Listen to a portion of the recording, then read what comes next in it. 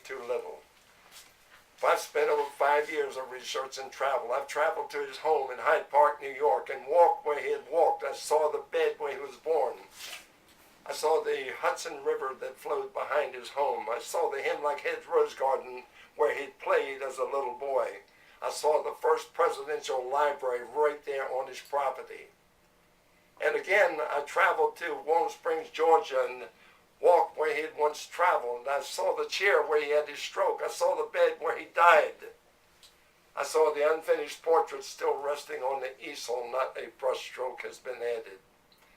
I saw the spa where he swam for therapy and encouraged youngsters to get rid of their negative attitudes and become productive citizens.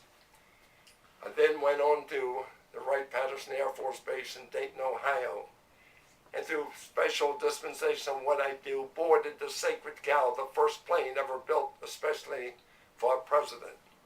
And then on to Miami, Florida, and boarded the first train ever built especially for a president, the Ferdinand Magellan. I've interviewed so many people that knew him, the secretaries that worked for him, members of his family. Tonight, I feel that I know my subject. I have literally become obsessed with Franklin Roosevelt.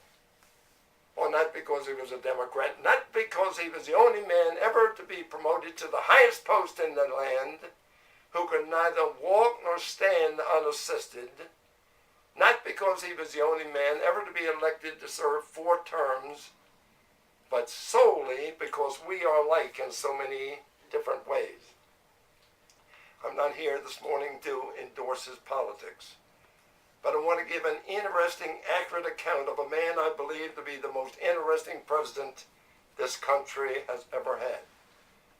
He was probably the best loved and most hated of all presidents. I was seated at the Mayflower Hotel some years ago, and across from a lady I'd not met. A gentleman walked up to me and said, "Mr. Wood, I'd like to thank you for that presentation that you made." I thanked him. He left. He said, "What was that all about?" I said, "I speak on the life of Franklin Roosevelt. I hated that son of a bitch, and you're probably one of these stupid men that voted for Bush and don't believe in abortion. All you have to do is conjure up controversy, is mention the name of Franklin Roosevelt. If we were to divide this room up today, half of you would say you hated him for what he did to the country. The other half would give your firstborn to have him in the White House now. I know people take me seriously when I receive hate phone calls, and I received one day, and the gentleman said, "Mr. Wood, I read with great interest your article in the Washington Post, and I suggest you read the book, The Roosevelt Myth, and maybe you'll reconsider just what you're doing, like I might have tried to get him elected."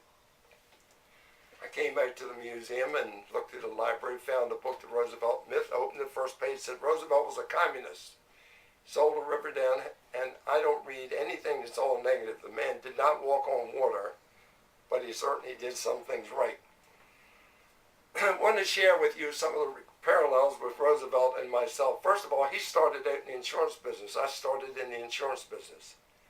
He was 6'2", I was 6'2". We had the same hat size, same shoe size. His mother lived with me. My mother lived with me. Franklin Roosevelt lived with him. He always drove a simple Ford. I always drive a Ford. He had a Scotty dog that he loved and adored, and I had one I despised. Roosevelt died on April the 12th. My father was born on April the 12th. My Secret Service agent's father died on April the 12th.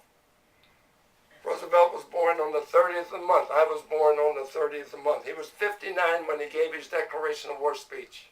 I was 59 when I gave my speech in competition at IPA, giving the Declaration of War speech. He stayed at the Mayflower Hotel the night before he was inaugurated. I stayed there the night before I gave my speech. Franklin's parents, Sarah and James, they were married in 1880, and they sailed off to Paris to have a wonderful honeymoon. And while in Paris, Franklin was conceived.